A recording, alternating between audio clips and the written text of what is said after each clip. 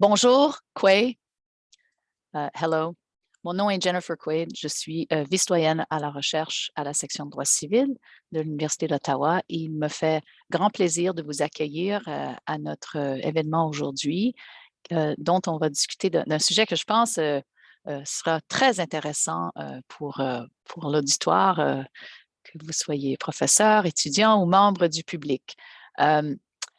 Tout d'abord, avant de commencer et de céder la parole à ma collègue Céline Castet-Renard qui a organisé la conférence, j'aimerais au nom de la section et de l'université souligner que les terres sur lesquelles se trouve l'Université d'Ottawa font partie du territoire traditionnel du peuple Anishinaabe-Algonquin.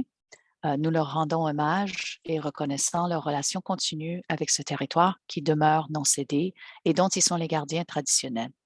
Nous rendons également hommage à tous les peuples autochtones qui habitent Ottawa, qu'ils soient de la région ou d'ailleurs au Canada. Nous reconnaissons les gardiens des savoirs traditionnels, jeunes et âgés, et nous honorons aussi leurs courageux dirigeants d'hier, d'aujourd'hui et de demain. Alors, aujourd'hui, nous avons le grand plaisir d'accueillir un panel très expérimenté sur un sujet qui est très d'actualité. On va traiter aujourd'hui du sujet des examens en ligne et de la surveillance. Alors, quels enjeux juridiques des logiciels de surveillance d'examen en ligne? Et nous avons les experts suivants qui vont nous entretenir là-dessus. Donc, d'abord, ma collègue Céline Castet-Renard, professeure à la section et titulaire de la chaire de recherche sur l'IA responsable à l'échelle mondiale. Sébastien Gant, professeur au département d'informatique à l'UQAM et titulaire de la chaire de recherche du Canada en analyse respectueuse de la vie privée et éthique des données massives. Teresa Scaza, de notre section Common Law, ici à l'Université d'Ottawa, est titulaire de la chaire de recherche du Canada en droit et politique de l'information. Et finalement, Simon Robichaud-Durand, étudiant à la maîtrise en droit avec concentration en droit et technologie ici à la faculté de droit de l'Université d'Ottawa. Alors, sans tarder, je vais céder la parole à Céline Castet-Renard pour nous dresser le topo du panel et de la discussion à suivre. Merci beaucoup, Jennifer Quaid. Il me fait particulièrement plaisir aujourd'hui d'accueillir Sébastien, Teresa et Simon pour ce panel.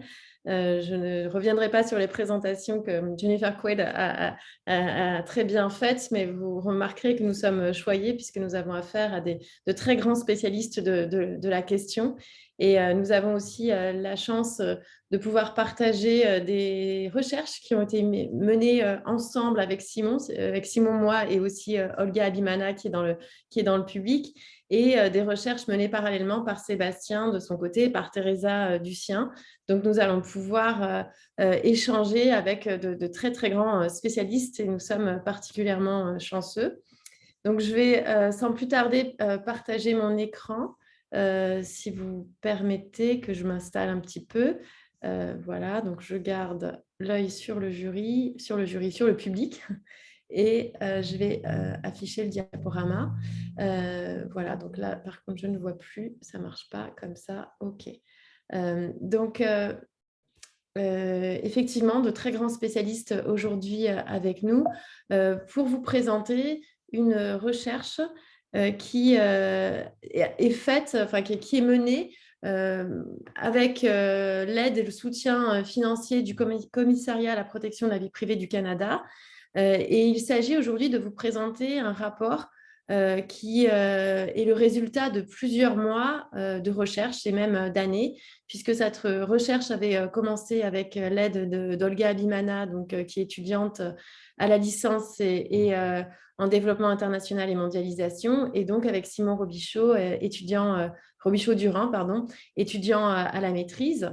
Et donc, les résultats se finalisent, le rapport se termine aujourd'hui, et nous sommes vraiment chanceux de bénéficier des expériences et des recherches des professeurs Scassa et Gams pour alimenter davantage encore ce rapport. Très rapidement, je vous ferai une petite présentation du contexte de l'utilisation de ces outils. Je vous présenterai aussi quelques enjeux sociaux, éthiques et juridiques pour les étudiants, mais surtout des enjeux éthiques sur lesquels la professeure Scassa reviendra. Et le professeur Gams fera un parallèle avec la surveillance non seulement des étudiants, mais aussi plus largement la surveillance au travail.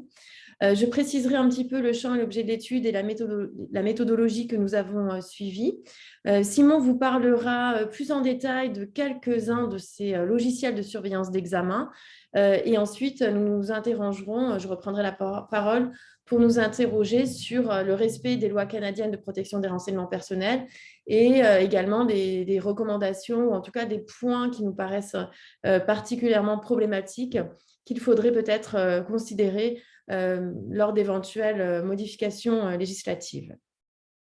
Alors, évidemment, l'utilisation des logiciels de surveillance d'examen est fortement liée à la pandémie de la COVID-19 et à partir de mars 2020, les universités ont dû s'organiser dans l'urgence et la précipitation au cours du semestre d'hiver pour mettre en œuvre des cours à distance, mais aussi des examens à distance.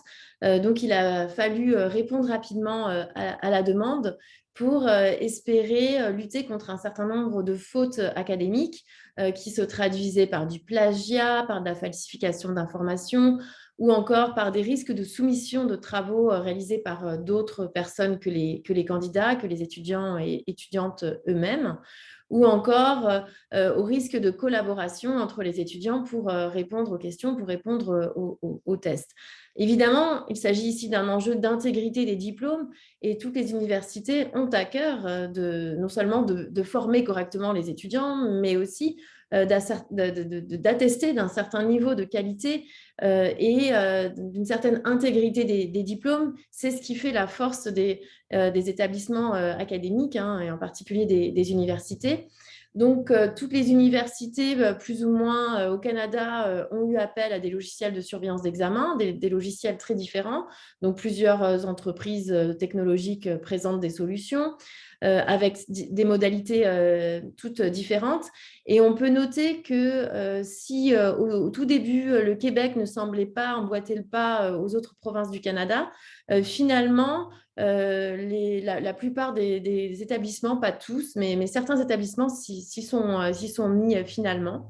Et ce que l'on peut aussi noter, c'est qu'à l'inverse, d'autres universités utilisaient déjà ce type d'outils avant la pandémie. Donc, ce ne sont pas des outils tout à fait nouveaux en tant que tels, même si, évidemment, il y a eu un engouement particulier à l'occasion de la pandémie. Donc, c'est le cas, par exemple, de l'Université de Toronto ou de Queen's University, qui utilisaient déjà ce type de dispositif.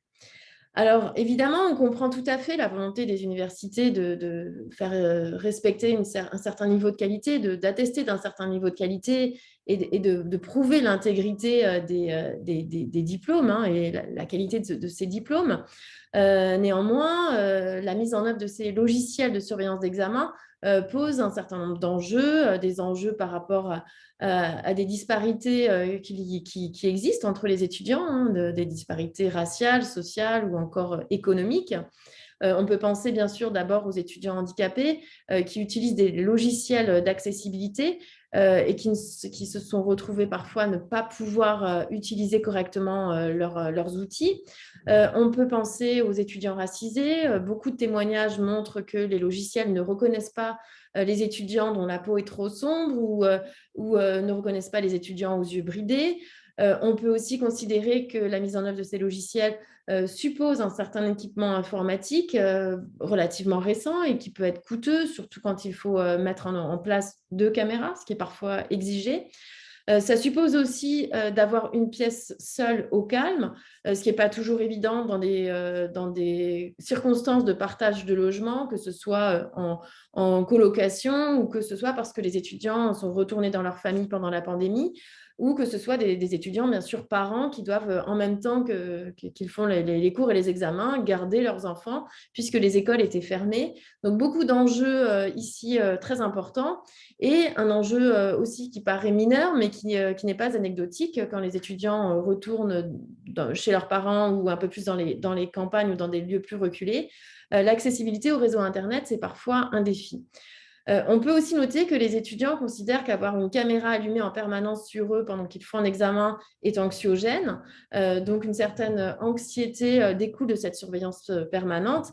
Et puis, évidemment, être surveillé en permanence dans son domicile, parce qu'on se retrouve à être dans son domicile et non plus dans une salle d'examen, porte atteinte à la vie privée, à l'image de la personne. Et ici, on voit que les étudiants ont été plus ou moins sensibles à cet argument-là. Par exemple, à l'Université de Toronto, il n'y a pas eu trop de réactions puisque les logiciels existaient déjà. En revanche, à l'Université d'Ottawa, il y a eu une pétition contre ces logiciels. Et à UBC, donc en Colombie-Britannique, les étudiants se sont fortement opposés aux logiciels qui ont été abandonnés, sauf exception. Ce phénomène de rejet, d'ailleurs, n'est pas propre au Canada et on a vu beaucoup de manifestations d'étudiants, en particulier en Australie, pour demander l'abandon de ce type de logiciel. Donc, vous voyez beaucoup de défis, beaucoup de tensions et de débats autour de ces logiciels. Et donc, évidemment, on a eu envie d'en savoir plus. Et donc, c'est la raison pour laquelle on a proposé ce projet à la Commission de protection de la vie privée du Canada.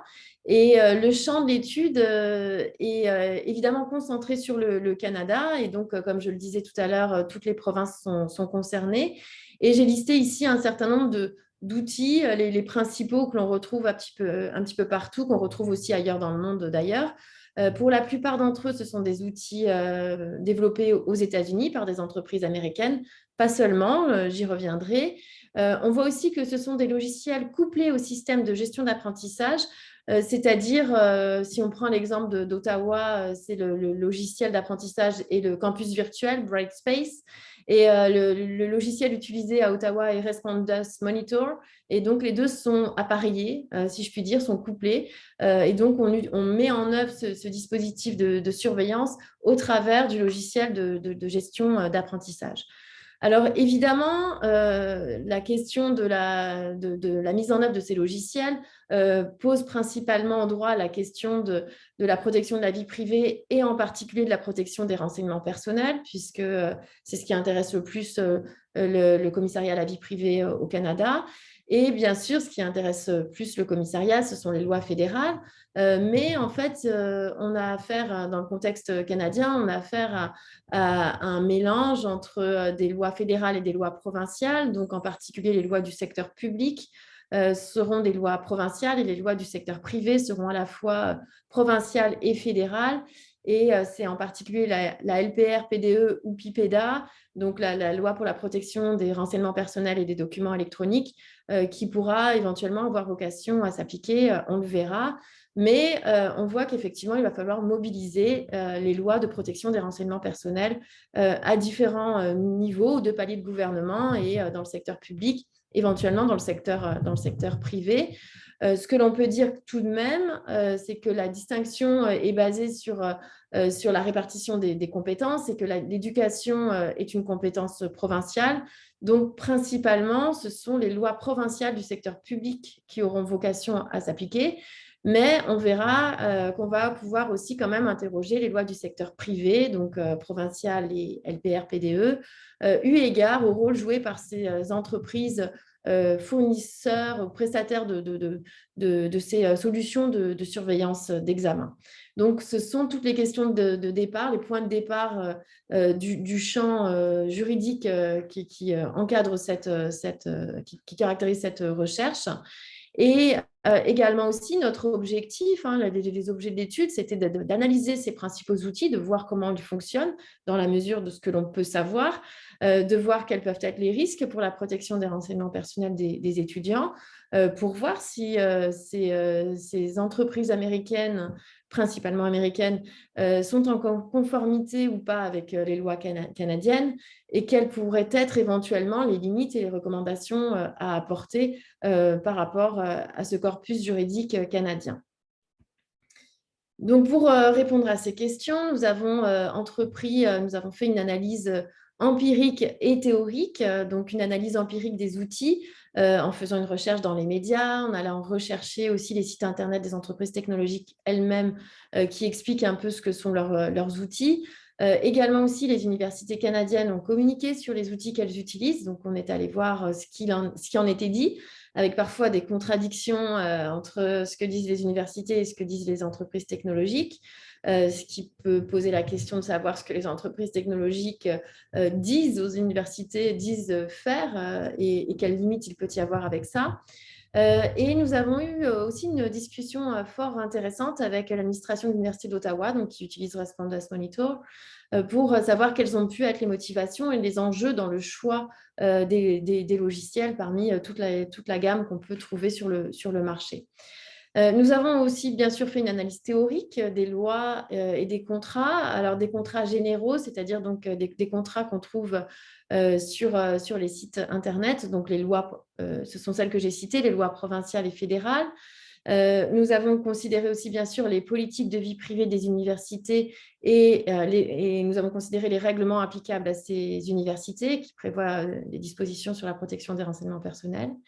Et ce qui a été vraiment très utile et très instructif, ça a été de considérer les contrats généraux des universités, des entreprises elles-mêmes, les terms and conditions, les privacy policies de ces entreprises, qui nous indiquent plus ou moins ce qu'elles font, ce qu'elles respectent ou non. Et ce qu'il faut peut-être voir aussi là où il faut mettre des bémols et beaucoup de prudence dans les recommandations que nous pourrions faire. Il faut noter que ces contrats sont des contrats généraux, des licences générales que les universités peuvent reprendre telles quelles, mais il peut y avoir aussi des négociations plus spécifiques, et c'est le cas par exemple avec l'Université d'Ottawa et Respondus. Il peut y avoir des négociations plus spécifiques et des contrats plus spécifiques dans lesquels les universités peuvent avoir des exigences particulières, notamment pour renforcer la protection des renseignements personnels. Donc, ces contrats sont secrets, sont confidentiels, donc nous ne nous basons pas sur ces contrats. Ce que nous pouvons dire est vraiment basé sur de l'information ouverte au public, avec le bémol que peut-être des garanties supplémentaires sont apportées au travers de ces contrats spécifiques. Je vais maintenant laisser la parole à Simon qui va présenter plus en détail 3 logiciels de surveillance d'examen. Merci. Donc, je vais continuer sur les logiciels de surveillance d'examen. Donc, de manière générale, il existe 3 types de logiciels de surveillance, soit les logiciels de surveillance qui sont synchrones, les logiciels de surveillance par enregistrement et les logiciels de surveillance automatisés, ce qui nous intéressait dans la recherche. Ailleurs, il existe également une classification par degré d'autonomisation. Donc, pour la prochaine slide. Donc, premièrement, les logiciels de surveillance synchrones. L'authentification et la surveillance sont faites de manière humaine et synchrone. Ils n'ont pas de fonction d'enregistrement et ne génèrent pas d'alerte d'incident ni de rapport d'incident. Donc, ce type de logiciel est souvent utilisé en combinaison avec d'autres logiciels tels que des bloqueurs de navigateurs. Donc, deuxièmement, nous avons les logiciels de surveillance par enregistrement. Donc, ces logiciels de surveillance enregistrent par format vidéo et ou audio. La surveillance est faite subséquemment de manière asynchrone et il ne génère pas d'alerte d'incident ni de rapport d'incident. Et troisièmement, nous avons les logiciels de surveillance automatisés. Donc, l'authentification et la surveillance dans ce type de logiciel est faite par reconnaissance faciale ou détection faciale. La surveillance de l'examen, elle est automatisée et ces logiciels limitent la capacité de l'ordinateur. Ils enregistrent du contenu vidéo et audio afin de générer des alertes et des rapports d'incidents. Donc, passons maintenant à un bref survol des outils que nous avons étudiés. Donc, premièrement, Respondus, c'est une firme américaine de l'État de Washington qui opère depuis 2000, offrant principalement 2 solutions. Donc, Lockdown Browser et Respondus Monitor. Au Canada, l'Université d'Ottawa et l'Université du Manitoba utilisent Respondus pour des fins de surveillance d'examen à distance. Donc, Respondus Lockdown Browser, c'est une simple extension qui verrouille l'écran et qui limite l'accès de l'ordinateur à un seul écran ou à des sites web qui sont prédéterminés par les professeurs. Donc, passons maintenant à un aperçu des étapes à faire avant d'accéder à son examen, qui est semblable pour les deux options offertes par Respondus. Donc, premièrement, l'étudiant doit consentir aux politiques d'utilisation. Par la suite, il devra prendre une photo de lui ainsi que sa pièce d'identité dans le logiciel même et il devra effectuer une vérification de son environnement pour finalement initier le processus de détection faciale. Et la deuxième option qui est offerte par Respondus s'intitule Respondus Monitor. Donc, c'est un logiciel de surveillance qui est automatisé, qui mobilise un dispositif d'intelligence artificielle afin d'identifier et faire la surveillance d'examen. Respondus Monitor est complémentaire à Lockdown Browser et enregistre la tenue de l'examen par webcam et par microphone afin de signaler les incidents suspects qui seront visionnés par un professeur afin de qualifier l'incident. Donc, le fonctionnement de Respondus Monitor ne requiert pas l'accès au noyau de l'ordinateur de l'étudiant, mais il demande que les utilisateurs ferment certaines applications de communication telles que Skype.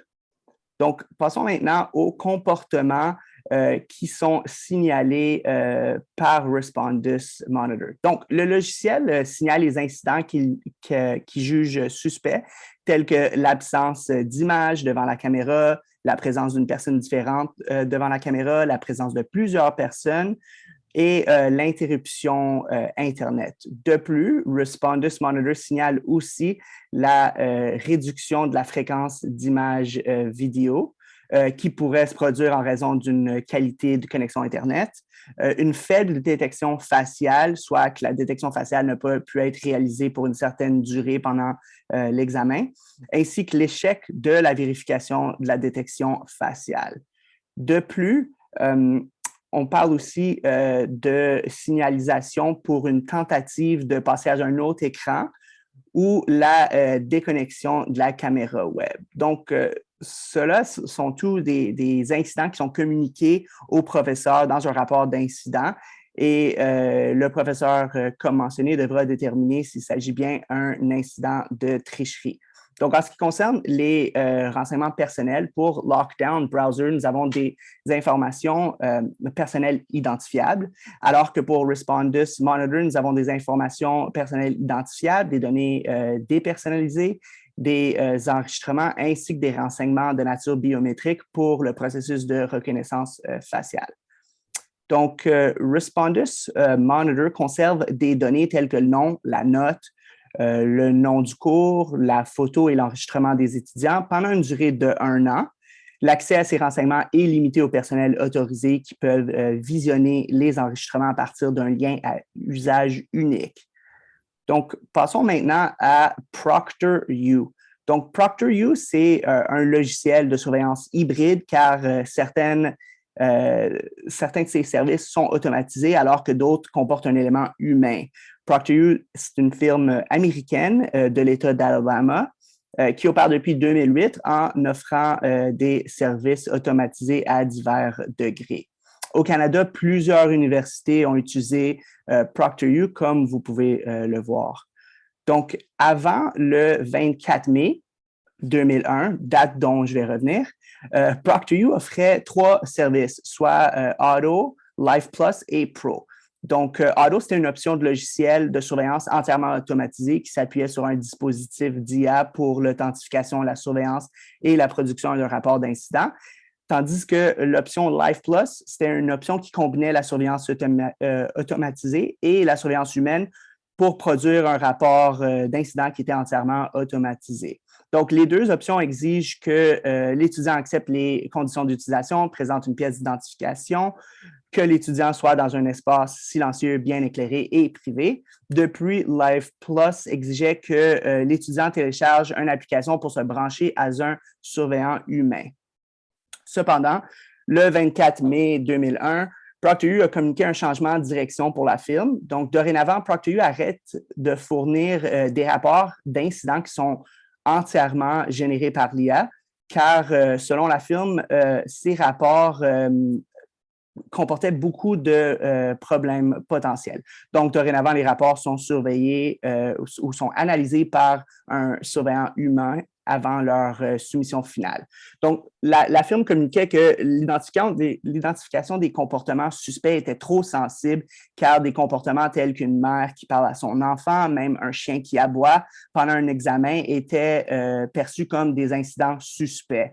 Donc, la firme a cessé d'employer le terme intelligence artificielle, même que les pages qui faisaient référence à l'IA sur le site Web ont complètement été supprimées.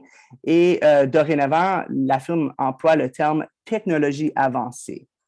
Donc, suivant la communication de ProctorU, la firme offre maintenant 3 options pour leur logiciel de surveillance qui sont encore à différents niveaux d'autonomisation. Donc, ProctorU offre maintenant une version Live Plus qui est modifiée, Review Plus et Record Plus. Donc, après le 24 mai 2021, l'option Live Plus était pas beaucoup changée, à part du terme technologie avancée qui était maintenant employé pour générer les rapports d'incidents. Encore une fois, qui était vérifié par un surveillant humain. Donc, les caractéristiques de LivePlus demeurent vraiment inchangées, et ainsi que les étapes préalables pour l'étudiant. Donc, cependant, après, ProctorU a maintenant introduit 2 nouvelles options, donc Review Plus, dont l'authentification était avec un surveillant humain, tandis que la surveillance était automatisée et les vérifications postérieures demeurent humaines. De plus, le rapport généré était automatisé, mais vérifié par un humain.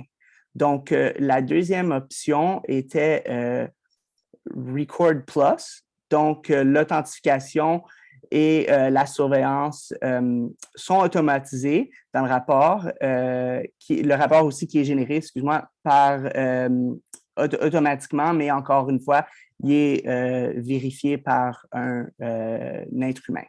Donc, le troisième outil est Proctorio.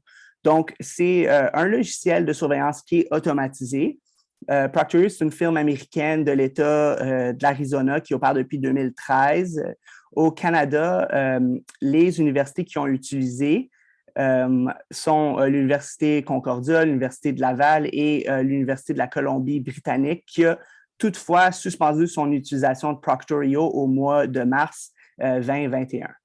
Donc, le logiciel Proctorio, c'est un logiciel, comme j'ai mentionné, qui est principalement automatisé, tant pour la surveillance que pour l'authentification. Toutefois, Proctorio communique maintenant qu'il offre des options de surveillance humaine pour l'authentification et la vérification. Cependant, ces options-là sont à frais additionnels pour les institutions académiques et selon le PDG, ces options sont très peu utilisées. Contrairement au logiciel que j'ai déjà présenté, Proctorio utilise une analyse de frappe sur le clavier. Donc, c'est quand même différent des autres logiciels. Et le logiciel enregistre les étudiants durant la tenue de leur examen, tant par enregistrement vidéo que par enregistrement audio, ainsi qu'un enregistrement de la salle physique. Donc, on peut constater qu'il y a des capacités de reconnaissance faciale ainsi que des capacités de reconnaissance audio. Donc, cependant, Proctorio a fait l'objet de certaines allégations quant à son utilisation d'un algorithme de reconnaissance faciale qui est de source ouverte et qui a été reconnu pour ses effets qui sont discriminatoires, surtout sur des minorités visibles. Donc, ailleurs, il y a eu également des incidents où Proctorio avait bloqué l'adresse IP d'étudiants qui avaient critiqué ouvertement le logiciel et par la suite, leur adresse IP a été bloquée pour s'être branchée à leur système. Donc, ça limitait complètement les capacités de l'étudiant d'étudier les systèmes. Et finalement, Proctorio, tant ce logiciel que ProctorU ont été critiqués publiquement dans la sphère politique américaine, notamment par le sénateur Richard Blumenthal, quant à leurs opacités. Donc, sur ça, je repasse la parole au professeur Castet-Renard. Merci beaucoup, Simon. Alors, un certain nombre de questions, évidemment, peuvent découler de la présentation de Simon et de l'analyse de ces outils.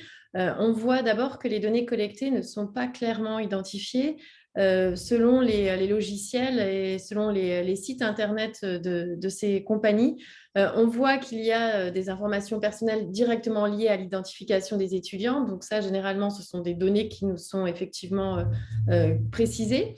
On voit qu'il y a des sessions d'examen surveillées, donc des enregistrements de ces sessions, et on voit que l'objectif est de rechercher des comportements suspects, mais aussi des activités du visage, des activités qui peuvent être liées à des tics, par exemple, mais on ne sait pas vraiment exactement ce qui est collecté.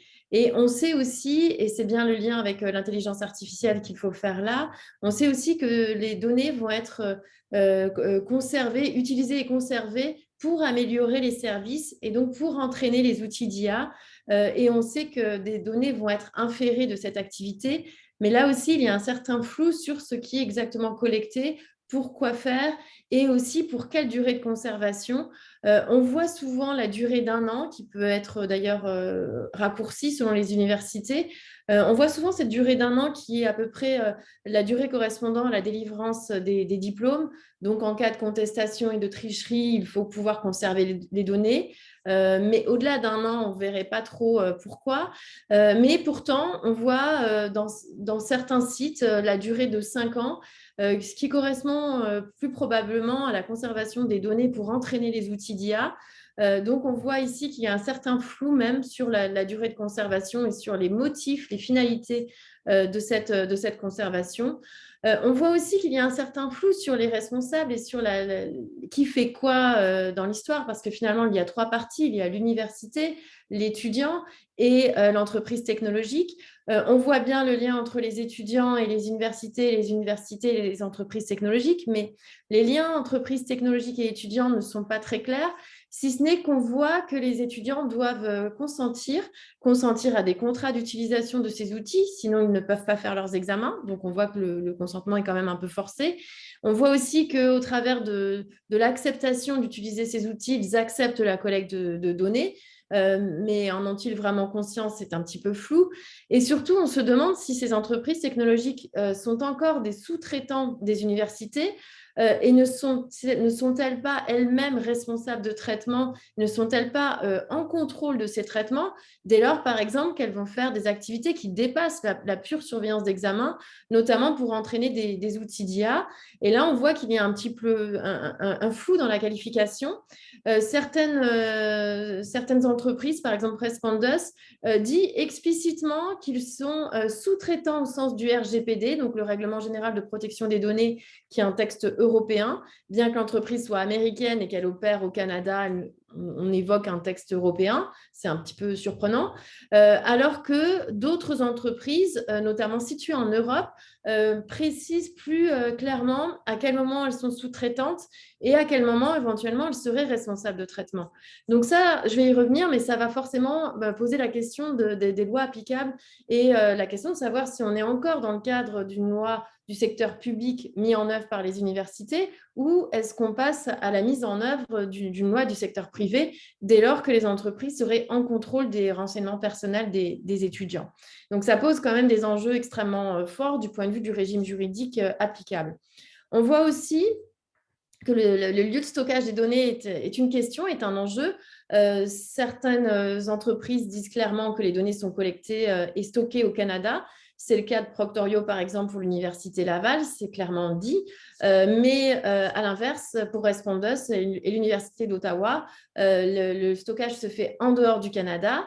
Et quand on regarde un petit peu plus spécifiquement, Respondus dit clairement utiliser les services d'Amazon aux États-Unis et les solutions cloud de cette entreprise. Donc, on voit qu'il y a aussi une chaîne finalement et d'autres sous-traitants derrière qui peuvent aussi être considérés lors de la collecte et du traitement ou du stockage des données. Évidemment aussi, j'ai dit que, et Simon l'a bien montré dans les exemples choisis, évidemment, la plupart de ces entreprises sont situées aux États-Unis. Donc, on va voir que les lois étatiques américaines vont avoir vocation à s'appliquer. En tout cas, ça va être l'élection du fort. Mais on peut noter quand même l'intervention aussi, la participation de l'entreprise Procter Exam, qui est située en Europe. C'est une entreprise néerlandaise.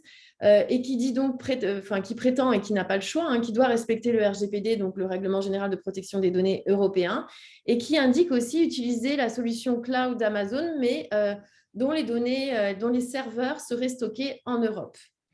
On peut voir, pour compléter un petit peu les questions qu'on peut se poser, donc j'ai posé la question du consentement et de l'information des étudiants alors qu'ils sont obligés d'installer ces outils, plus ou moins obligés d'installer ces outils pour pouvoir passer leurs examens. Donc, on peut se demander si le consentement est libre, clair, éclairé et non contraint. On peut demander si l'information elle-même est claire, puisque le consentement à l'utilisation du logiciel va avec le consentement de collecte des renseignements personnels. Donc, c'est un seul et même consentement. On voit aussi que certaines entreprises comme Respondus s'exonèrent totalement de toute responsabilité en cas de cyberattaque. Donc, ça, je laisserai Sébastien Gams en parler, mais c'est quand même un peu surprenant que la responsabilité pèse sur les étudiants. On voit aussi donc, que l'utilisation des systèmes d'IA n'est pas forcément clairement exprimée. Et on voit bien dans les exemples donnés par Simon qu'il n'est pas toujours assumé d'utiliser l'IA selon si l'opinion publique est favorable ou pas. Et on trouve à chaque fois des clauses d'élection du fort, donc la loi applicable serait celle des États américains. Alors, les questions qu'on peut se poser en droit canadien, je vais les évoquer très rapidement et on pourra y revenir à la période de questions. Donc, dans la relation entre les étudiants et les universités comme l'Université d'Ottawa, il n'y a pas de difficulté. Ce sont les lois du secteur public, les lois provinciales, donc la loi ontarienne qui va s'appliquer. Entre Respondus et U-Ottawa, ce sera la même chose. Et donc, on se situerait dans une relation de sous-traitance. L'Université d'Ottawa, pour une de ses missions essentielles, la mission de faire passer des examens, serait en partie sous-traitée à une entreprise privée. Néanmoins, comme je le disais, ces entreprises technologiques vont quand même plus loin que la simple sous-traitance de l'activité de surveillance. Tant dans les données collectées que dans les finalités, ce qui fait qu'elle serait elle-même véritablement responsable de ces collectes et de ces traitements. Et c'est la raison pour laquelle, d'ailleurs, un contrat est conclu entre Respondus et les étudiants pour l'utilisation de la technologie et pour la collecte des renseignements personnels. Mais dans ce cas-là, Respondus deviendrait responsable de traitement elle-même et les lois du secteur privé auraient vocation à s'appliquer. Et comme en Ontario, si on prend l'exemple de l'Université d'Ottawa, comme en Ontario, il n'y a pas de loi du secteur privé, je le rappelle que ça n'est le cas qu'au Québec, en Colombie-Britannique et en Alberta, ce serait la loi fédérale qui aurait vocation à s'appliquer, donc la PIPEDA, la LPR-PDE. On peut se demander effectivement s'il faut mener le raisonnement jusque-là et dire que ces deux corps de règles ont vocation à s'appliquer dans la mise en œuvre de ces outils. Et on peut alors se demander si la loi canadienne, la LPR-PDE, aurait vocation à s'appliquer. Le problème, c'est que, je le rappelle, le problème, c'est que ces entreprises elles-mêmes prévoient d'appliquer le droit américain. Et donc, est-ce que la loi canadienne peut attraire la situation sur sa zone de compétence. Et autrement dit, est-ce que le droit canadien, est-ce qu'on pourrait dépasser l'élection du fort et la désignation des lois américaines pour essayer d'attraire la situation en droit canadien et d'appliquer le droit canadien? Alors, on peut citer différentes décisions, hein, la décision AT Globe 24 en particulier, où effectivement, la Cour fédérale a admis qu'il puisse y avoir des liens réels et substantiels avec le Canada et donc pouvoir appliquer la LPR PDE à des organismes situés à l'extérieur du Canada lorsque c'est les 4 critères qui sont là, donc l'emplacement du public cible, la source du contenu, l'emplacement de l'opérateur et l'emplacement du serveur hôte. Lorsque c'est en application de ces critères, on peut essayer de trouver des liens réels et substantiels avec le Canada. Et là, je pense qu'on n'aurait pas de difficulté à le faire dès lors que les universités sont canadiennes et que les étudiants sont canadiens. On pourrait trouver des liens réels et substantiels avec le Canada. Et les enquêtes faites, l'enquête conjointe par les autorités de contrôle canadiennes, québécoises, de l'Alberta et de Colombie-Britannique dans l'affaire Clearview AI sur laquelle on pourra revenir. Dans cette enquête conjointe, on a retenu le même raisonnement et on a trouvé des liens réels et substantiels dans la collecte de renseignements personnels et d'images des Canadiens sur les réseaux sociaux pour la construction et l'entraînement d'un outil de reconnaissance faciale proposé ensuite aux services de police au Canada. Donc, dans cette affaire-là, on a appliqué ce critère de lien réel et substantiel et je pense qu'on pourrait avoir le même raisonnement ici, s'agissant des liens entre ces entreprises technologiques et les étudiants et le contrat qui régit ces liens. Évidemment, pour l'instant, le raisonnement que je viens de faire repose sur une jurisprudence, donc c'est toujours aléatoire. On ne sait pas exactement si ce serait vraiment l'interprétation retenue. Et bien sûr, ça suppose qu'il y ait une instance, qu'il y ait un recours en justice. Donc, c'est toujours incertain, long et coûteux.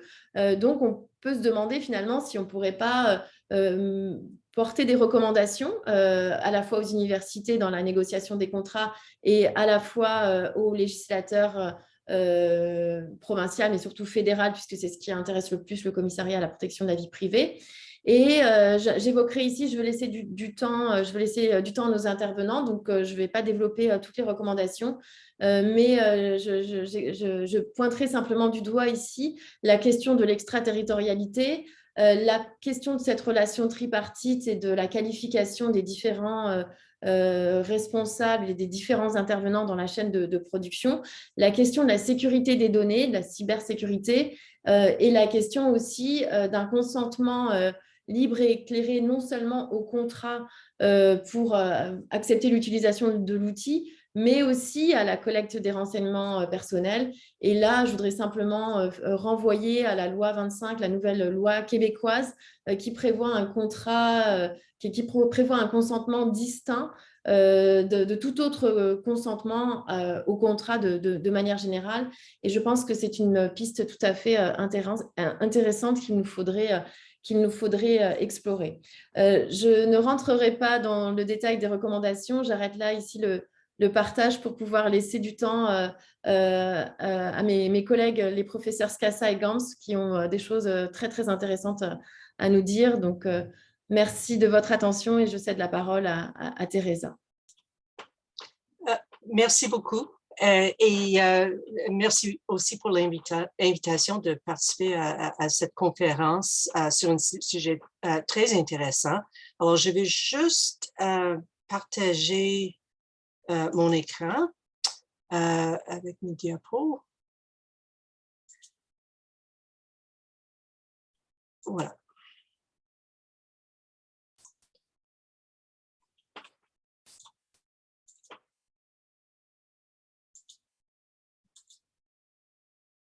Alors, je vais essayer de passer assez rapidement à travers ma présentation. Vous avez déjà eu beaucoup de détails sur ces logiciels de surveillance d'examen. Alors, je vais essayer simplement d'expliquer l'emphase que j'ai mis sur ce sujet dans un article qui va sortir sous peu sur l'université surveillante sur ce sujet. Alors, l'accent que j'ai mis sur le sujet était effectivement que, et c'est quelque chose qu'on trouve dans plusieurs contextes où il y a le développement des logiciels de l'intelligence artificielle. Alors, d'un côté, il y a toutes les questions de développement responsable et éthique de l'intelligence artificielle. Alors, comment est-ce que, comme développeur de ces technologies, est-ce qu'on doit procéder pour développer une technologie qui est appropriée? De l'autre côté, il y a des questions d'adoption et d'implémentation. Alors, pour les organisations, les institutions qui adoptent ces technologies, qu'est-ce qu'il faut mettre en place pour assurer une implémentation qui est éthique et responsable? Et alors, ça, c'est dans cet exemple, c'est le côté des universités et mon focus dans mon article est sur le rôle que jouent les universités. Alors, en termes d'implémentation de ces technologies, il y a tout au début le débat d'adopter ou non ce genre de technologie. Où est-ce que ce débat a lieu? Est-ce que c'est dans l'administration centrale? Est-ce que c'est dans le département des technologies? Est-ce que c'est faculté par faculté? Mais il y a une décision à prendre d'adopter ou non ce genre de technologie. Si on va adopter un tel système, quel système et avec quels éléments et dans quelles circonstances? Est-ce que ça va être utilisé dans toutes les circonstances ou seulement pour certains types d'examens ou dans certains contextes? Il y a aussi la question de l'intégration avec le système de discipline pour fraude académique, et je vais en parler en plus de détails dans quelques minutes. Et aussi, quelles mesures de protection sont en place? Quelle surveillance du système? Alors, est-ce que l'université a implémenté aussi des moyens de déterminer si l'opération de ces systèmes est juste et équitable? Est-ce que ça cause des problèmes? Est-ce qu'il y a un impact discriminatoire sur certains groupes d'étudiants? Alors, quel système d'évaluation, de surveillance du système de IA est en place?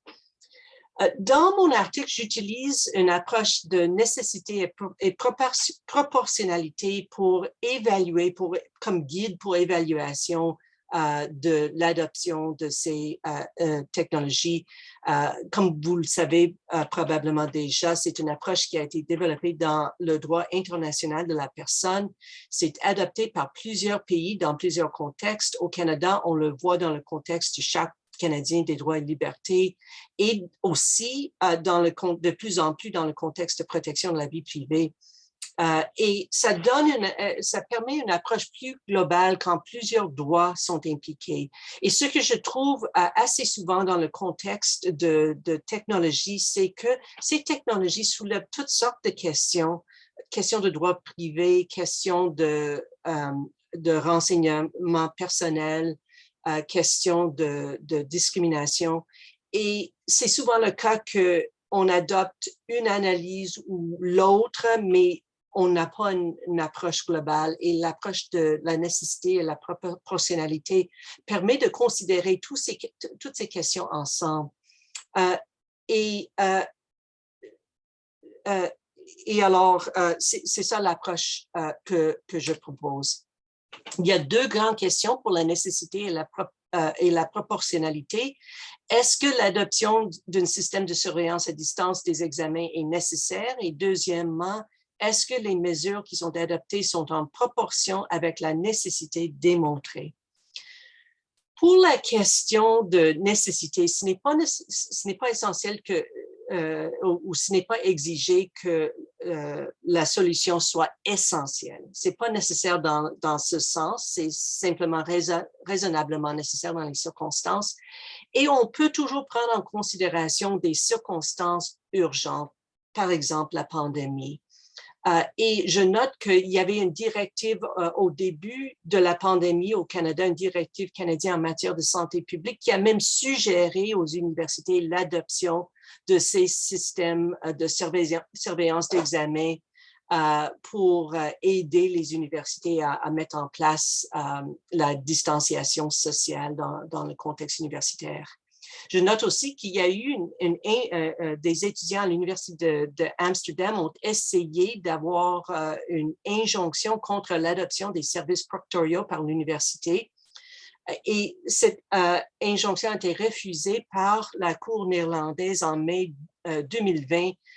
Et cette Cour a jugé que l'adoption par l'université de proctoriaux dans les circonstances, c'était le début de la pandémie, était nécessaire. Alors, la Cour a utilisé une analyse de nécessité et proportionnalité.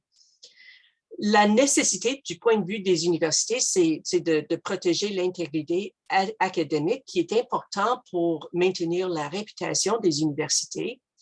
C'est aussi, il y a une certaine importance pour la société parce que les employeurs, quand ils embauchent des professionnels ou des diplômés des universités, veulent savoir que les diplômés ont vraiment les habiletés, les compétences qui sont démontrées par le diplôme. Il y a aussi un intérêt public que les personnes qui ont des positions, des postes, ont vraiment gagné leur diplôme universitaire, leur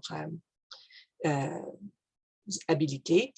C'est aussi important pour les étudiants qui veulent assurer la valeur de leur diplôme. Et c'est clair que cet objectif d'intégrité académique est renforcé par les règlements académiques. Il y a aussi beaucoup de recherches que j'explore dans mon article qui démontrent que le problème de la triche aux examens dans le contexte universitaire est réel et démontrent aussi que les problèmes sont augmentés dans le contexte virtuel. Et si des mesures ne sont pas mises en place dans le contexte virtuel, que c'est perçu par plusieurs étudiants comme invitation à tricher ou à collaborer. Et alors, c'est clair si on fait un survol de la littérature sur le sujet qu'il y a un problème sérieux d'intégrité académique. En ce qui concerne la proportionnalité, on demande est-ce que la mesure adoptée est proportionnée aux besoins démontrés? Est-ce que c'est bien adapté aux circonstances? Est-ce que ça attaque le moins possible les droits en cause? Et on peut prendre en considération la question d'urgence. Et je note ici qu'en mars 2020, quand la décision est rendue qu'il y avait une pandémie globale et que tout le monde devait commencer l'éducation à distance, par exemple, c'était assez urgent parce qu'on était en plein milieu d'un semestre. Il n'y avait aucune planification en place pour la distanciation sociale. Et alors ça, c'est un moment très urgent. C'est moins urgent un an après quand on est tous habitués. Alors cette question d'urgence peut être réévaluée avec le temps. Dans la présentation de Céline et Simon, on a vu les droits en question, les questions de vie privée en tant que dignité, autonomie, la protection des renseignements personnels qui est très important, et les questions de non-discrimination. Il y a beaucoup de preuves anecdotiques de plusieurs types de discrimination dans le contexte en particulier de la surveillance des examens à distance et par l'intelligence artificielle. En ce qui concerne l'implémentation, certaines considérations peuvent inclure est-ce que le système est obligatoire ou facultatif avec des alternatives réalistes. Alors, si quelqu'un n'a pas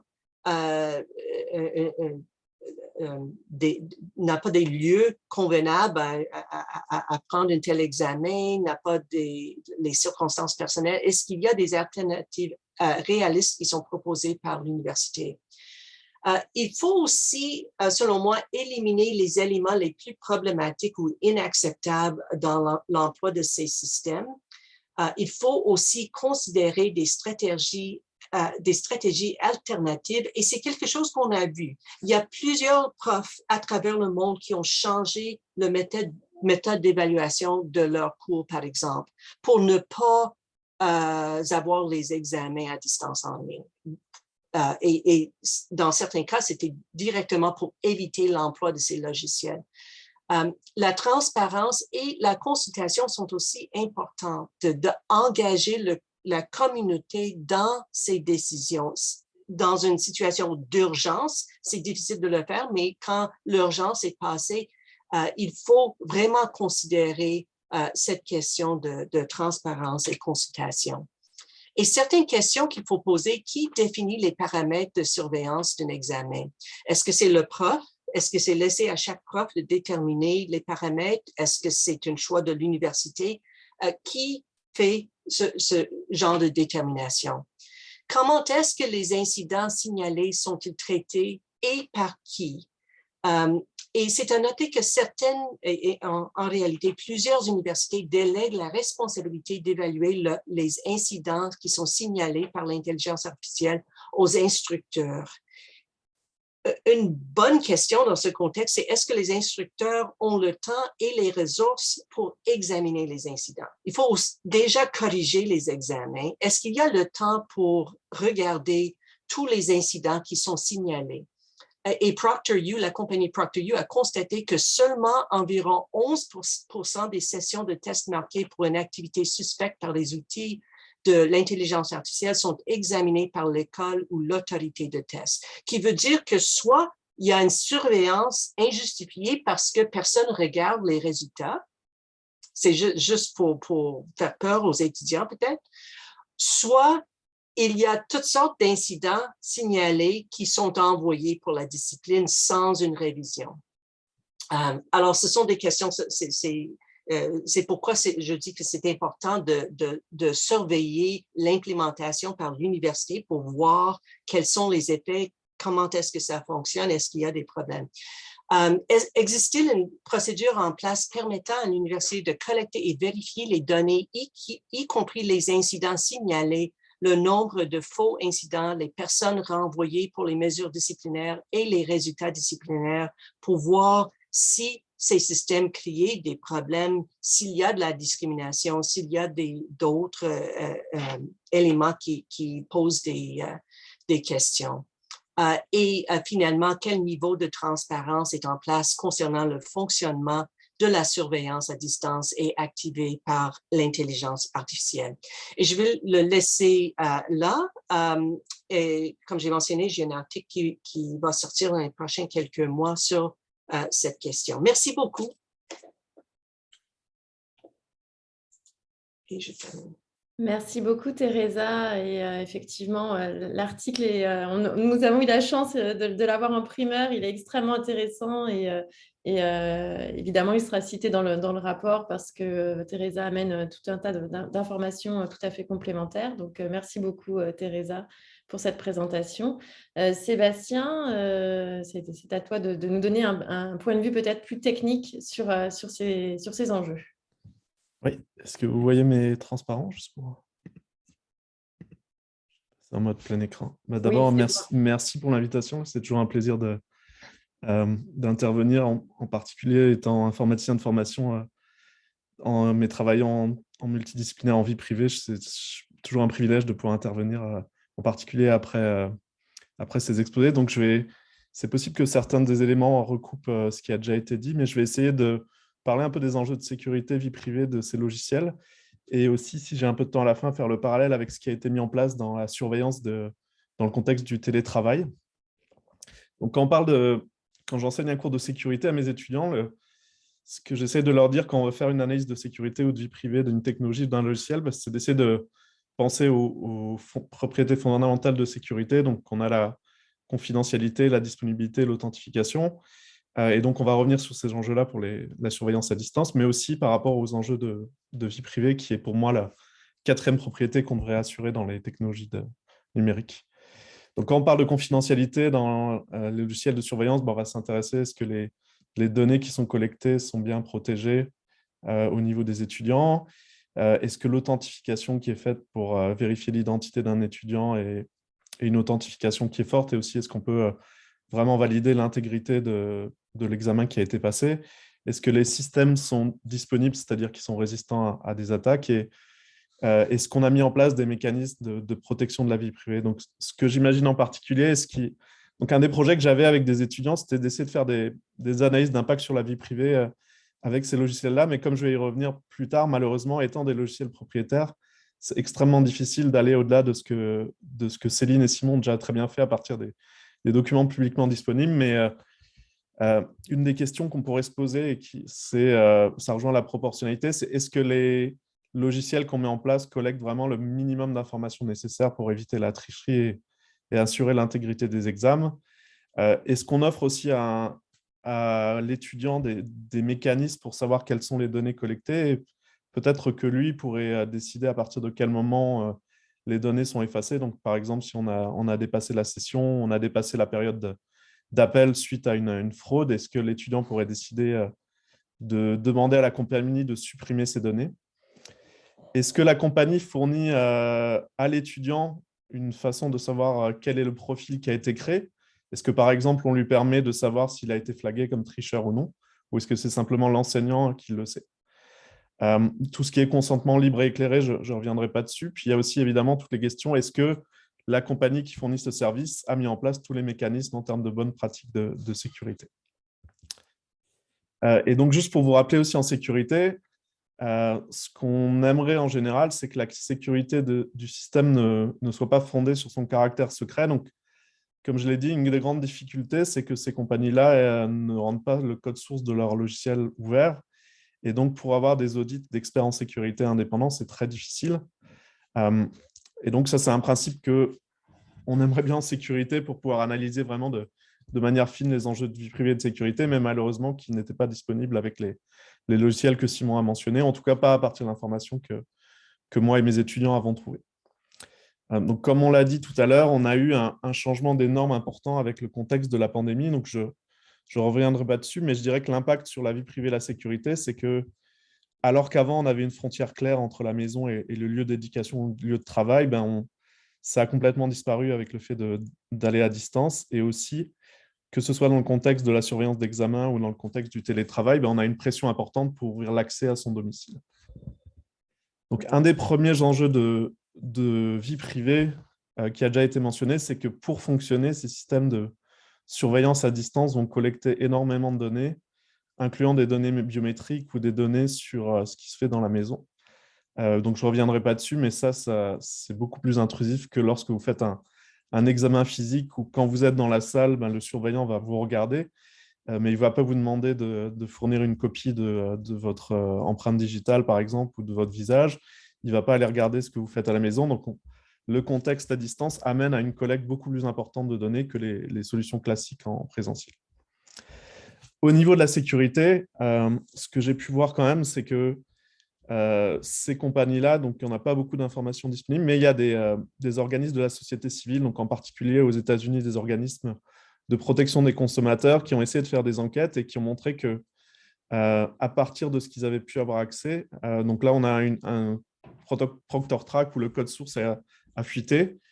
Ils ont vu que clairement ces compagnies-là ne respectent pas les bonnes pratiques de sécurité au sens de ce qu'on enseignerait dans un cours en informatique, en sécurité informatique. Donc par exemple, on a les identifiants et les mots de passe qui se retrouvent directement dans le code source ou des données personnelles comme les emails des étudiants. Donc clairement, normalement, on ne doit pas écrire en clair dans le code source ce type d'informations-là. Donc, je dirais qu'il y a une suspicion, en tout cas, que certaines de ces compagnies, au moins, n'ont pas l'expertise ou n'ont pas investi les ressources pour vraiment sécuriser les données au sens du respect des bonnes pratiques de sécurité. Une autre chose que je voudrais souligner, c'est que quand on installe ces logiciels-là, on installe des logiciels qui ont des privilèges extrêmement importants sur la machine. Donc, souvent, on appelle ça des privilèges administrateurs. Donc, contrairement à la majorité des logiciels que vous installez qui ont un accès limité à certaines données ou à certaines fonctionnalités de votre ordinateur, pour être capable de s'assurer que les étudiants ne trichent pas, essentiellement, on va vouloir verrouiller et contrôler ce qu'ils font sur leur ordinateur. Et donc, ça ouvre aussi la porte, s'il y a des failles de sécurité, à l'installation de logiciels malveillants, donc par exemple l'installation de virus ou d'adware ou de chevaux de Troie sur votre ordinateur. Donc, Je ne sais pas s'il y a des cas avérés déjà de ce type de choses, mais ce qu'il faut être conscient, c'est que ces logiciels-là ayant des privilèges importants, si quelqu'un arrivait à profiter d'une faille de sécurité de ces logiciels, contrairement à la plupart des logiciels qu'on installe sur notre ordinateur qui ont moins de privilèges, là, on pourrait installer toutes sortes de logiciels malveillants. Un autre aspect important qui a déjà été évoqué par les présentations précédentes, c'est que comme on utilise l'intelligence artificielle pour détecter la triche, on peut avoir des types de risques de discrimination si, par exemple, le système ne reconnaît pas certaines personnes d'un groupe ethnique, ce qui amène à l'anxiété et du stress, comme ça a été mentionné. Et aussi, pour rejoindre ce que Thérèse a mentionné, c'est quel est le taux de faux positifs de ces systèmes-là. Donc, si jamais on a tendance à étiqueter beaucoup de personnes comme ayant commis une tricherie alors que ce n'est pas le cas, ça va amener à du temps aussi sur les personnes qui vont devoir réviser les décisions. Ça peut amener à des étudiants à se sentir accusés de fraude alors que ce n'est pas du tout le cas. Et donc, je dirais que dans toute cette analyse aussi de proportionnalité sur les enjeux de sécurité et vie privée, c'est quand on réfléchit à l'usage de la technologie, comment est-ce qu'on pourrait valider. Donc, ça rejoint ce que Teresa disait, comment est-ce qu'au bout d'un an, une université pourrait faire le bilan et faire une reddition de compte à la communauté étudiante sur le succès de ces outils. Et ce que j'ai trouvé, c'est que c'est très difficile, au-delà des arguments commerciaux, d'avoir des métriques de succès claires. Donc, une université qui dirait, nous, on fait un projet pilote où on va déployer pendant une session ce logiciel dans une faculté ou dans un département. Comment est-ce qu'on peut, au bout d'une session, avoir des métriques de validation de l'efficacité? Donc ça devient de plus en plus difficile. Et en plus, ce qu'on voit aussi, c'est que les étudiants finissent par s'habituer à l'outil et trouver aussi des façons de tricher. Donc là, je vous ai mis par exemple un article où, contre ces systèmes-là, les gens avaient trouvé par exemple des façons de mettre des posters au fond de leur salle avec les notes de cours. Donc, si vous avez une caméra qui prend votre visage, mais parfois, quand vous réfléchissez, vous levez la tête, vous allez regarder en fait le mur. Ou alors des façons avec des post-it ou d'autres solutions à distance. Donc, ce qu'on a vu aussi, c'est qu'en 2 ans, les étudiants, en tout cas les étudiants qui veulent tricher, se sont habitués à ces technologies-là et ont appris à les détourner. Et donc, le succès de ces techniques-là, il y a 2 ans comparé à maintenant, est-ce qu'il est vraiment aussi important? Et ce que je veux souligner aussi, c'est que, donc oui, les étudiants pouvaient tricher déjà lors d'examens physiques, mais c'est quand même dans un environnement qui est beaucoup plus contrôlé. Quand vous êtes dans une salle de cours avec un surveillant devant et derrière qui passe, si on vous dit que vous n'avez pas le droit à votre téléphone, par exemple, vous devez le ranger, peut-être qu'il y a des façons de tricher, mais je pense que c'est quand même moins facile que quand c'est dans un environnement comme notre chambre qu'on contrôle. On sait qu'on aura une caméra qui va regarder notre visage, mais qui ne sera pas capable de prendre le fond de la salle. Donc, évidemment, ça amène à des façons de pouvoir avoir le temps de se préparer. Donc, est-ce que vraiment on est moins capable de tricher avec cette technologie-là que ce qu'on pouvait faire physiquement? Ce n'est pas clair non plus à mon sens. Et ce que je trouve intéressant aussi, c'est si je regarde les questions fréquemment posées dans Proctorio, qui est un des outils mentionnés par Simon, on voit aussi que on essaye de nous rassurer sur certains aspects, mais que parfois ça pose certaines questions. Donc, par exemple, la question « qui est-ce qui me regarde ?» quand j'utilise Proctorio, on dit que c'est seulement des personnes qui sont approuvées, ou quand on utilise Live Proctoring, un proctor de proctor. Mais okay, comment est-ce qu'on a validé? Est-ce que ces personnes-là ont le droit ou pas d'accéder aux données? C'est une chose. Je vois aussi que Proctorio nous dit je ne fais pas de reconnaissance faciale, mais je regarde quand même votre regard ou quelles sont vos expressions dans le visage. Donc, on a aussi une rhétorique intéressante sur je ne veux pas être ciblé comme faisant de la reconnaissance faciale parce que je sais qu'il y a des enjeux de vie privée, mais j'utilise comme l'information du visage. Donc, ça, c'est des différences un peu je dirais, de langage ou de technique d'IA. Après, on voit aussi qu'on nous dit qu'il y a toujours un humain dans la boucle. Donc, vous inquiétez pas, on n'a pas tous les problèmes d'automatisation complète de l'IA, mais est-ce que ça rejoint ce que Teresa disait? En fait, il y a plein de cas où l'humain ne va même pas vérifier la décision, ne va pas regarder ce que c'est valide. Donc, je me demande aussi si parfois l'objectif, c'est un peu comme le panoptique de faire peur aux étudiants, comme Teresa le mentionnait, pour qu'ils ne trichent pas, mais finalement, il n'y a personne derrière qui va vraiment valider si la tricherie détectée est valide ou non. Et puis après, on nous dit Est-ce que Proctorio est un espion logiciel? Non, parce que vous avez donné les permissions pour l'installer, mais ça rejoint les enjeux sur les privilèges qu'on donne, que je mentionnais tout à l'heure. Donc voilà, pour finir en 2 minutes, je voulais aussi mentionner qu'à mon sens, il y a une ressemblance très forte, même si plus limitée, avec ce qu'on a appelé les bossware en anglais ou les patrons logiciels en français, qui sont les logiciels qu'on a demandé à installer dans le contexte du télétravail. Donc en particulier, l'Electronic Frontier Foundation a fait une enquête sur ce type de logiciel-là. Donc typiquement, c'est les logiciels qui, comme la surveillance d'examen, existaient avant la pandémie, mais qui ont connu un boost d'utilisation dans les entreprises avec le passage en télétravail. Parfois, certains de ces logiciels, contrairement à la surveillance à distance, sont installés sans le consentement de l'employé. Donc, en particulier, si votre ordinateur vous est fourni par votre entreprise et que les techniciens de l'entreprise ont la possibilité de faire des mises à jour à distance, on a parfois des cas d'usage où ces logiciels-là ont été installés sans le consentement des utilisateurs.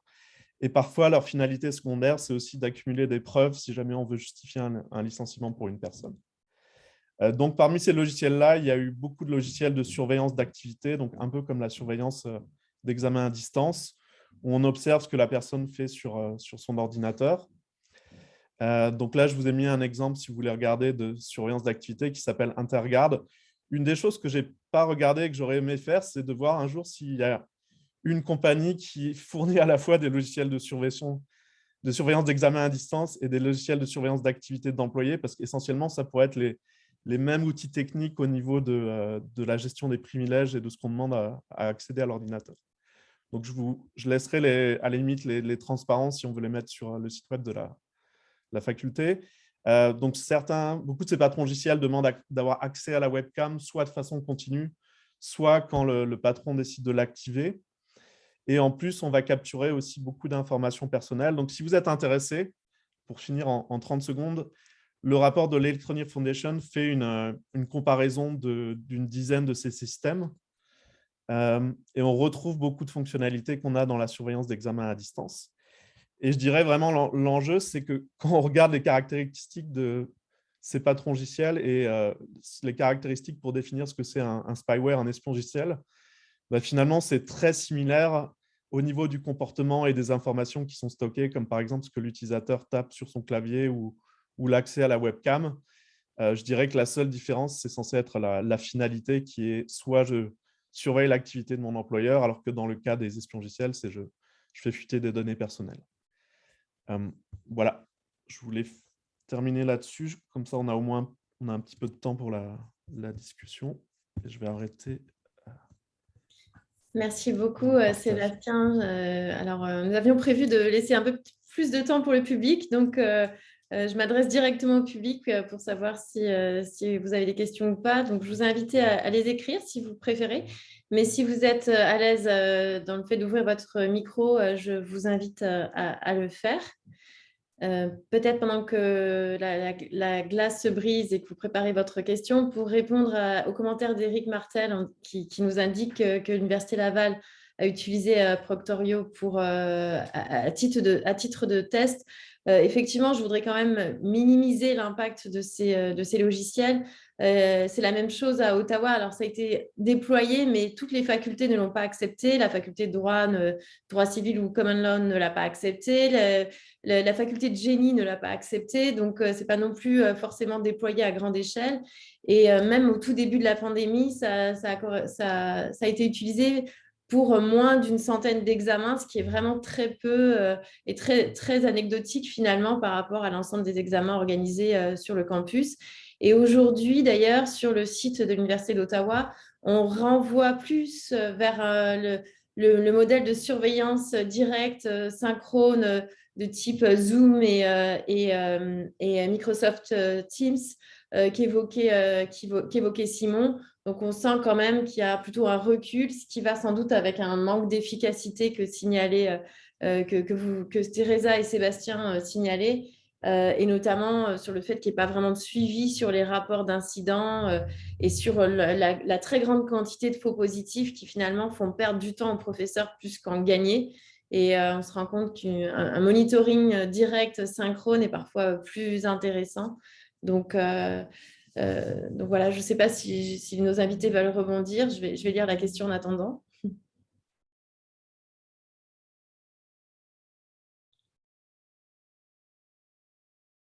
Oui, je vois le commentaire de Valérie. En effet, oui, les personnes handicapées ou même, on s'est rendu compte qu'il y a des problèmes de logiciels, enfin, d'accessibilité des logiciels de handicap. Mais on s'est aussi rendu compte que des personnes qui ont des tics en situation de stress, donc sans forcément être handicapées, et sans que ce soit des personnes qui aient des accommodements et qui soient particulièrement concernées d'habitude par des problèmes de handicap, on s'est rendu compte qu'elle se retrouvait à être plus stressée, à avoir plein de tics de visage, du fait en particulier d'être surveillée par une caméra. Donc, en effet, ça génère, ça génère du stress et des attitudes qui peuvent être suspectes en tant que telles, en dehors même d'avoir un handicap signalé, connu et connu du professeur. Ça pose aussi d'ailleurs la question des accommodements. Et de savoir si on peut avoir les mêmes types d'accommodements avec des logiciels de surveillance. Sur cette question d'accommodement, je note aussi qu'il y a des étudiants qui ont des conditions ou problèmes qui leur rendent plus susceptibles à être ciblés par le logiciel. Et la réponse des compagnies est que c'est possible de demander un accommodement. Alors, de présenter de la documentation pour confirmer que cette condition existe pour avoir un accommodement. Mais la réponse des étudiants est que pourquoi est-ce que dans ce cas-là, la condition n'a aucun impact sur la capacité de faire l'évaluation. Pourquoi est-ce que je dois divulguer ces renseignements, cette documentation à l'université simplement pour faciliter leur emploi d'un outil de surveillance parce que la condition n'a aucun impact sur la capacité d'écrire l'examen. Alors ça, c'est un autre facteur, une autre considération qui entre là-dedans. Ce qui montre la subtilité des difficultés que peuvent rencontrer les étudiants par rapport au fait de faire un examen et en particulier de le faire en ligne sous surveillance. On est déjà hors délai, donc je vais laisser peut-être la chance d'une toute dernière question. Je suis désolée, mais comme les activités reprennent à 13h, la professeure Quaid qui est notre hôtesse pour cette conférence nous a rappelé en effet la nécessité de vous laisser aller à vos activités à 13h. Donc vraiment la dernière question, Valérie, merci à vous. Est-ce qu'il y a vraiment la chance d'une toute dernière question? Non? Non, moi, je voudrais simplement remercier nos invités aujourd'hui. C'était extrêmement riche. Et là, on rend un rapport intermédiaire presque, même si c'est le rapport définitif pour le commissariat, mais je pense que les questions qui sont posées sur la surveillance en général vont continuer de se poser. Et je formule le vœu que nous continuions nos réflexions ensemble sur d'autres cas d'usage, parce qu'il y en a, Sébastien nous a ouvert la porte du monde du travail. Donc, j'espère qu'on aura l'occasion de recontinuer la conversation qui ne s'arrête pas là, parce qu'on a ouvert des problématiques et finalement, on n'a pas encore apporté beaucoup de réponses, alors que ces entreprises prennent de plus en plus de place dans nos sociétés. Donc, continuons d'être vigilants et de faire ces recherches, je l'espère, ensemble à l'avenir. Merci beaucoup. Merci à Jennifer. Merci à Teresa, Sébastien, Simon. Un très grand merci. C'était un vrai plaisir de travailler avec Simon. Et merci à Olga d'avoir initié aussi cette recherche avec moi. Merci à Sophie. Et merci à tout le public, à vous toutes et tous d'avoir été là. Et à très bientôt. Au revoir à toutes et tous. Et je vous invite à suivre les conférences de la faculté de droit civil sur le site de l'université.